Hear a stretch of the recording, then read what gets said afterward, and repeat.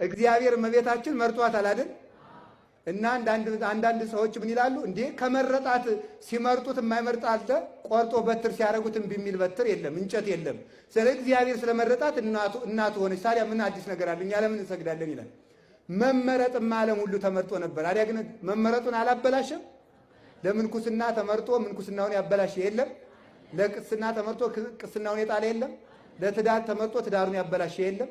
ለክርስትና ተመርጦ ለክደት የሮጠ የለም። ለስብከት ተጠርቶ ለክደት የሮጠ የለም። ለዝማሬ ተጠርቶ ለዘፈን የሮጠ የለም። ለእናትነት ተመርጣ እናትነቷን አጽንታ የዘለቀች ግን እሷ ብቻ ናት። መመረጧን ያጸናች ማለት ነው።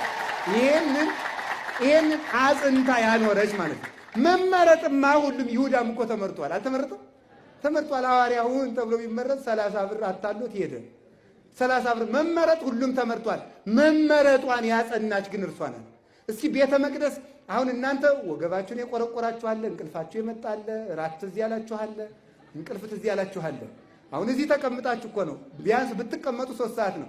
15 ዓመት ቤተ መቅደስ መቀመጥ ቀላል ይመስላችኋል? አንድ ቀን ሳይወጡ አቤት ትዕግስቷ በእውነቱ ማለት ነው።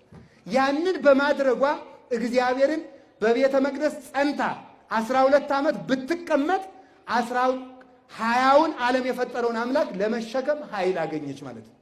እንዲህ ይገርማል እኮ። እንዲህ ተመልከቱ። እንዲህ ያለ ነገር ማን ሰምቶ ያውቃል ይላል ኢሳይያስ። እንዲህ ይገርማል። እስኪ በሉ ሁላችሁ እንዲህ ያለ ነገር በሉ። ማን ሰምቶ ያውቃል? ትንቢተ ኢሳይያስ ምዕራፍ 66 ቁጥር 8 ላይ ታገኙታላችሁ። እንዲህ ያለ ነገር እንዲሁ አሁን ማን ሰምቶ ያውቃል?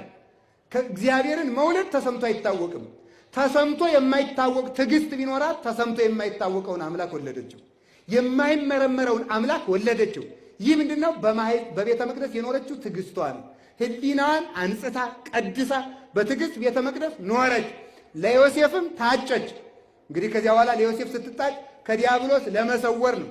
እስኪ አንድ ሐሳብ ልንገራችሁ። ከዲያብሎስ ቢሰወር የሰማችሁ ነው። ከዲያብሎስ ባይሰውረው ኑሮ ዲያብሎስ ወንድ ልጅ ይወለዳል ይቀጠቅጣል ተብሎ የሴቲቱ ዘር ቅድም እንደተነገረ ይቀጠቅጣል ስለተባለ ያ ይወለዳል ሲል እመቤታችን አምላክን መጽነቷን የአምላክ እናት እንደምትሆን ቢያውቅ እሷንም አስወግሮ ያስገድላል። እሷ የጸነሰችውን አገኛለሁ ሲልም ብዙ ነፍሰ ጡር ይገል ነበረ።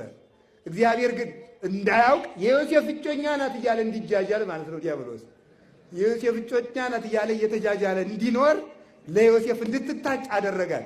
ግን አስተውሉ፣ ድንግል ማርያም ለዮሴፍ ስትታጭ እኛ ለመንግሥተ ሰማያት ታጨን ማለት ነው። የእሷ መታጨት እኛን ቤተ ክርስቲያንን ክርስቶስ ያጫት በድንግል ማርያም በኩል ነው። አስተውሉ። ቅዱስ ያሬድ እንዲህ ይላል፣ ሕፄ ሀለ ቤተ ክርስቲያን ይለዋል። የክርስቶስ ሥጋና